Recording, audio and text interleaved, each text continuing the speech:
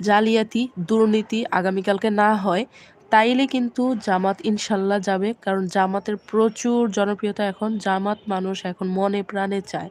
কারণ এক ফ্যাসিস্ট চলে গেছে, আরেক ফ্যাসিস্ট তৈরি হয়ে আছে। এখন আপনারা বুঝেন বিষয়টা।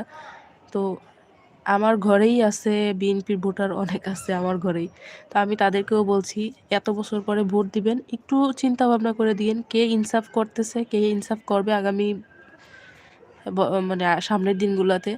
তো বুঝে শুনে ভোটটা দিবেন দয়া করে প্লিজ।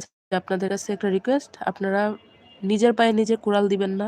বাংলাদেশটা সুন্দর হোক, গঠনমূলক সব কিছু হোক, সুন্দর একটা মানে সিস্টেমের ভিতরে আসুক, যেটা হাদি ভাই চাইছে। আমার খুব কষ্ট লাগে হাদি ভাইয়ের জন্য। আল্লাহ তাকে জান্নাতে ফুল বাগানে রাখুক তাকে, তার যেভাবে কষ্টটা দিয়ে মারছে।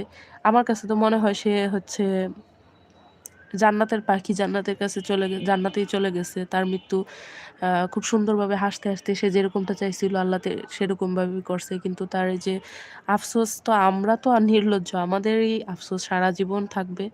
আমরা এত গুণী, এত ট্যালেন্টেড একজন সৎ মানুষকে হারাইছি, যে